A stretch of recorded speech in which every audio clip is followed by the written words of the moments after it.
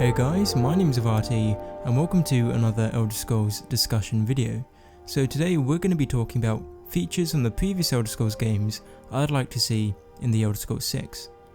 So firstly, there's the abundance of guilds and groups that were in Morrowind that I'd like to see in the next Elder Scrolls game. In Morrowind you had various houses, the Imperial Cult, the Imperial Legion, the Fighters Guild, the Mages Guild, the Temple, you had so many guilds that you could join.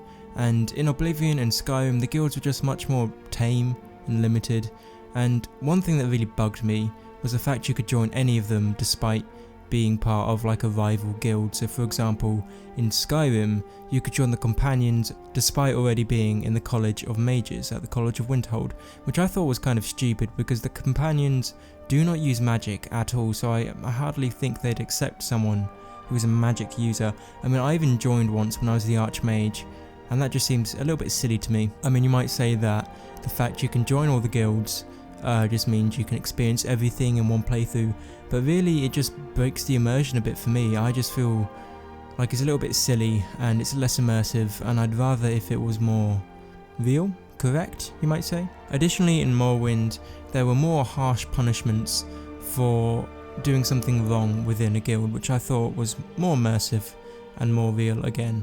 So for example, if you stole from another member of the Thieves Guild, you would get banished on your first go, although you could rejoin if you paid a certain sum of money. However, if you did it again, you would be expelled, which makes sense. You get 2 tries, whereas in Skyrim, if you did something wrong against your guild, or in Oblivion, you could just pay them some money and you'd get back in, or it wouldn't really matter, And, that just isn't as immersive and as real for me when playing the game.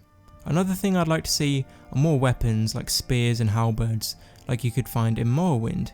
By having more weapons, it just means you can have more choice with your character and adapt them a bit more to what you want to do. For example, through the use of a spear, you probably would have more reach, but you'd also be limited in more cramped conditions, and I think there'd just be more scope for character creation. So rather than just being a warrior, you could be a spearman, a pikeman, a swordsman, a halberdier, an archer, all these different things if there were just more weapons rather than just being a basic warrior. Another thing that I'm quite sad about wasn't in Skyrim was the wealth of non-combat spells that were available in Oblivion and Morrowind. For example, in Morrowind you had levitation, which was pretty goddamn cool, you have to admit, and in Oblivion you had mysticism spells like detect life and telekinesis. I feel like the availability of these non-combat spells in the next game would make the game a lot more interesting, as it means there are a lot more alternatives to certain tasks. For example, the ability to use a spell instead of a lockpick to crack open a lock.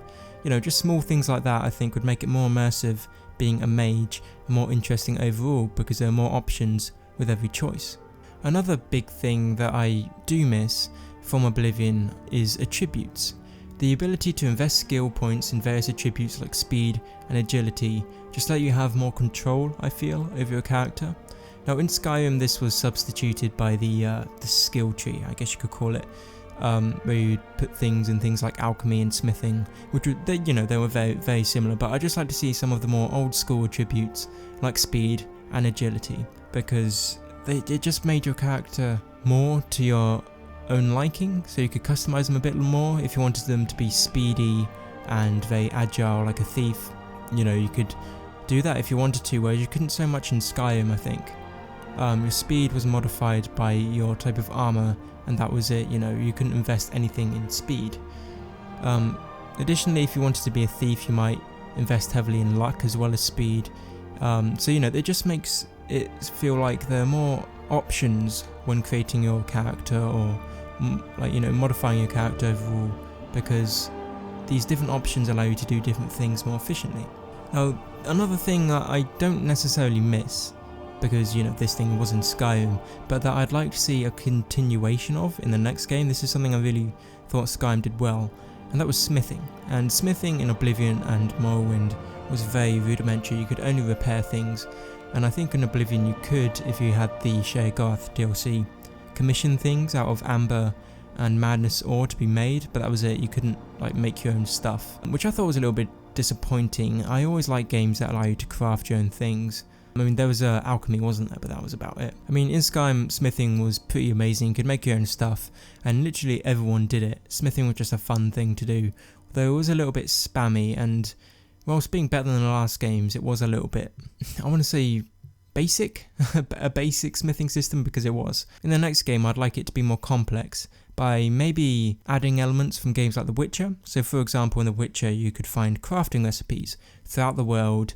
Say if you completed a dungeon or if you rescued someone, by finding these recipes, you could make very rare and awesome pieces of armor. That's something I'd like to see in Skyrim. So say if you found a recipe to make a very rare steel helmet, then that would be kind of unique to you, wouldn't it? It wouldn't be something that everyone else could make. They sort of had this with the crossbow. If you found the schematic for a dwarven crossbow, you could make that, but that was literally just one thing. I'd like to see a lot more scope for crafting recipes and individual crafting and stuff like that in the next game, so perhaps build up on that from smithing in Skyrim.